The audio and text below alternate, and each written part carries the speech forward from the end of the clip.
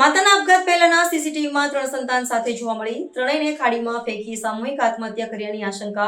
ડ્રોનથી search. છેલ્લા 17 દિવસથી ત્રણેય બાળકોની કોઈ પણ ભાળ મળી નથી. જ્યારે પોલીસ દ્વારા સીસીટીવીની તપાસ કરવામાં આવતા 22 ઓગસ્ટના રોજ આ મહિલા પોતાના 3 બાળક સાથે કેમેરામાં કેદ થઈ છે.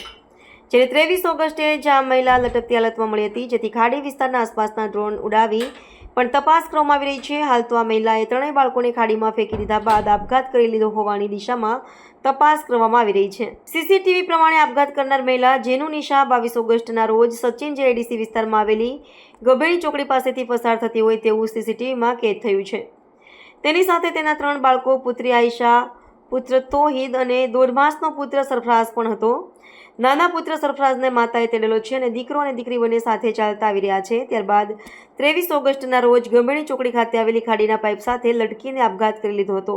મૂળ બિહારના વતની અને હાલ પલસાણામાં બાંધકામ સાઇટ પર રહેતા મહેબૂબ તેમના મામાની દીકરી જેનુ નિશા સાથે પ્રેમ લગ્ન કર્યા હતા. તેમને સંતાનમાં 5 વર્ષની આયશા પરવીન, 3 વર્ષની તોહિર આલમ અને 1.25 વર્ષનો સરફસાઝ હતો. ગત 22 ઓગસ્ટના રોજ પતિ પત્ની વચ્ચે ઝઘડો થતા જેનુ નિશા આવેશમાં આવીને ત્રણેય બાળકો સાથે ઘર છોડીને નીકળી ગઈ હતી. જેનુ નિશાએ ગભેડી પાસે ખાડી પરથી પસાર થતી પાઇપ પર દોરી બાંધીને ફાંસો ખાઈ લીધો હતો. આ ઘટના બાદ સચિન જેઆઈડીસી પોલીસે આપઘાતનો ગુનો નોંધી તપાસ શરૂ કરી હતી. 30 ઓગસ્ટના રોજ પોલીસને મૃતક મહિલાની ઓળખ જેનુ નિશા તરીકે થઈ હતી. તેના પતિ મહેબૂબે પોલીસને જણાવ્યું હતું કે પત્ની સાથે ઝઘડો થયો હતો અને તે બાળકોને લઈને ઘરેથી નીકળી ગઈ હતી. મહેબૂબે પોલીસને બાળકો ગુમ હોવાનું જણાવતા પોલીસ દ્વારા તરત જ તપાસ શરૂ કરવામાં આવી હતી. બાળકોને માતાએ ખાડીમાં ફેંકી દીધા હોવાની શંકાના આધારે ફાયર વિભાગની મદદથી ખાડીમાં મોટા પાયે શોધખોળ હાથ ધરવામાં આવી હતી. બાળકોની શોધ માટે 7 જેટલી પોલીસની ટીમોની રચના કરવામાં આવી છે. ઘટના સ્થળની આસપાસના લોકોની પૂછપરછ પણ કરવામાં આવી રહી છે. હવે પોલીસ ડ્રોનની મદદથી આખા વિસ્તારમાં તપાસ करसे જેથી કોઈ નવી जानकारी मिल सके.